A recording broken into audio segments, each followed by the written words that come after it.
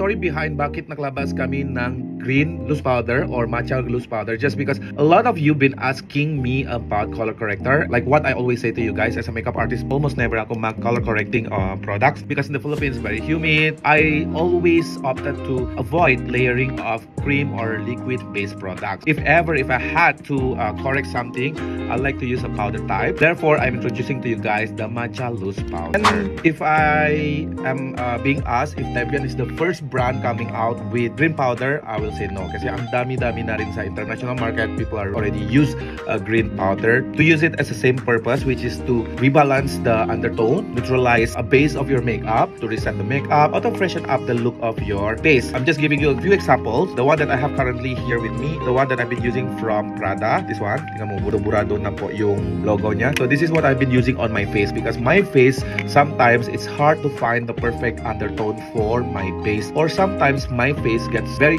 hypersensitive, so sometimes nagre-react siya sa certain base or certain primer or certain color of product, so I like to use it. Or even in a professional kit ko, ginamit ko rin to just because sometimes when my bride's lack of sleep, so mas mabilis oxidation yung makeup, or nag-iibang kulay ng blush on, or ibang ibang concealer or ibang foundation nila. So I use a green powder to rebalance the color. Now, paano magamitin siya? Okay, I am going to apply two different color of foundation on my face. One is a reddish undertone and one is a more yellow undertone, which not my actual undertone, so which not my actual color foundation, so that you guys can see the difference talaga. So this one I am using the color of Toffee, which normally namumula or a little bit deeper for my skin tone. This powder, purpose niya still the same, parang kung paano kayo gumamit ng loose powder to set your makeup, to set your base, okay? Just like the cotton candy one on the loose powder of Debian. Hindi siya to recharge or to rebalance or to neutralize your own skin. It's a pigment of your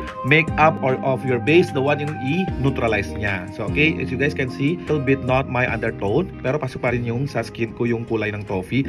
Pero if you guys can see, a little bit more on the red undertone yung Toffee, diba? Kasi for light morena na color, okay? And then on the other side, I'm going to use Alberts, which is quite warm for my skin. Okay, this one, I'm using the shades Alberts. Yan, mas yellow to. Kita ko lang sa inyo.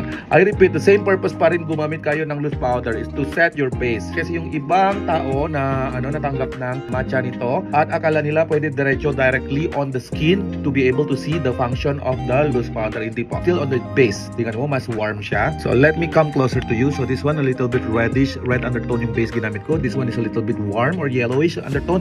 Okay guys, like what I said kanina, I've been using green powder since dati pa. Becca used to have one, Prada still have until now, and then Bobbi Brown used to have one, and then before there's a makeup under Bedhead also produced one green also powder, hindi cream or indeed liquid corrector. To reach to this hue of green, we've been doing a couple of cycle of revisions.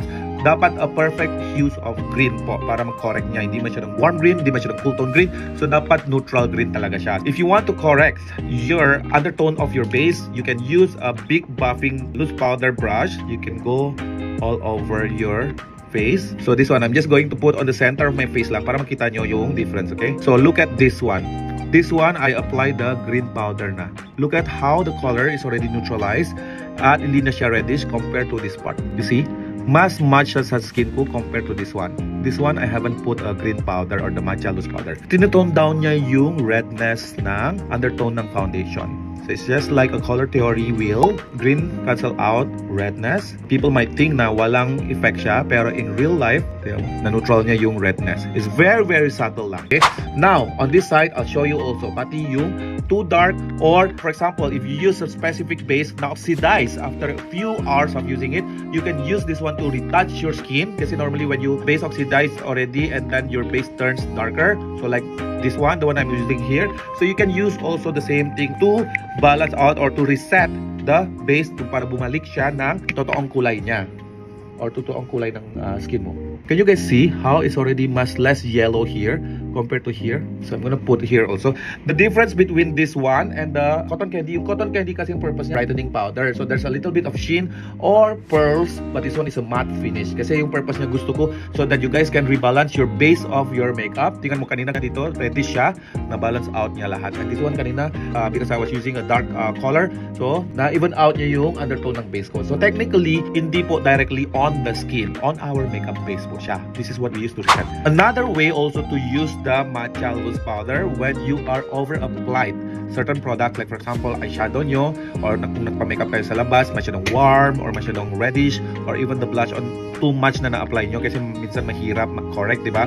So I'm going to show you also if I over-apply, for example, the blush. I'm using Velvet Drop in the shades of Golden Rose. Kunyari na sobrahan or na ON kayong mag-blush, diba? Like that. I can use also the matcha powder to tone down the pigment. Kasi minsan sometimes nagmamadali tayo, natatense tayo, na sobrahan yung blush on natin. This is to finalize everything, to tone down the redness. Kita ko sa inyo, half muna, para dito wala muna, dito meron, para makita nyo yung difference.